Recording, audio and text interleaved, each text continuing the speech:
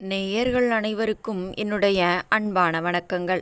தமிழ் சினிமாவில் மக்கள் திலகம் எம்ஜிஆர் அவர்கள் மற்றும் சரோஜாதேவி நடிப்பில் கிருஷ்ணன் பஞ்சு இயக்கத்தில் 1966ஆம் ஆண்டு வெளியான பெற்றால்தான் பிள்ளையா திரைப்படம் சாண்டோ சின்னப்பா தேவர் தயாரிப்பில் உருவான ஒரு மாபெரும் வெற்றிப்படம்.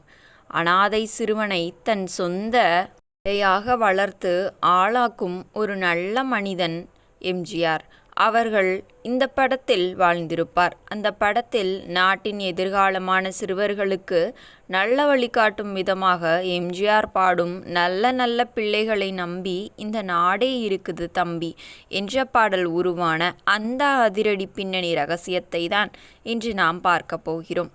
1966ஆம் ஆண்டின் தொடக்கத்தில் சாண்டோ சின்னப்பா தேவர் அவர்களின் கம்போசிங் அறையில் பெற்றால்தான் பிள்ளையா படத்தின் பாடல்கள் கம்போசிங் நடந்து கொண்டிருந்தது. படத்தில் கதாநாயகன் எம்ஜிஆர் சிறுவர்களுக்கு ஒழுக்கத்தையும் நேர்மையையும் கற்றுத்தரும் வகையில் ஒரு மாஸ் பேரணி பாடல் தேவைப்பட்டது. இசையமைப்பாளர் மெல்லிசை மன்னர் எம்.எஸ். விஸ்வநாதன் அவர்கள் தாளக்கட்டுகளின் துள்ளலோடு ஒரு அசுரத்தனமான மெட்டை மீட்டினார்.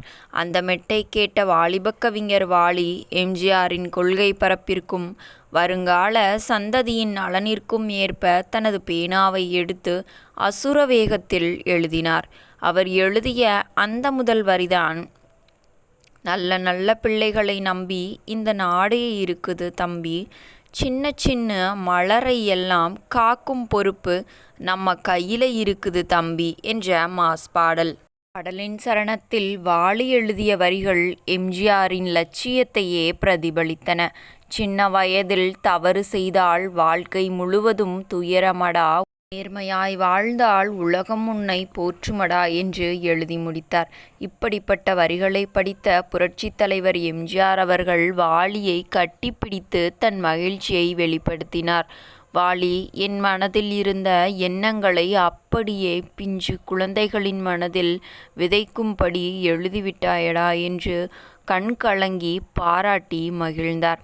டி.எம். சௌந்தரராஜன் அவர்களின் காந்த குரலில் இந்த பாடல் பதிவாகி திரையரங்குகளில் எம்ஜிஆர் சிறுவர்களுடன் சேர்ந்து ஆடி பாடிய போது தியேட்டரே பயங்கரமாக விசிலடித்து ஆரவாரம் செய்து குலுங்கியது.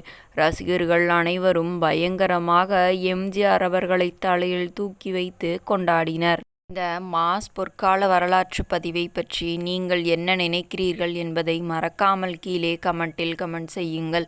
இந்த வீடியோ பிடித்திருந்தால் வீடியோவிற்கு ஒரு லைக் கொடுத்துவிட்டு நமது சேனலையும் சப்ஸ்கிரைப் செய்து கொள்ளுங்கள். மீண்டும் நாளை சந்திப்போம். நன்றி, வணக்கம்.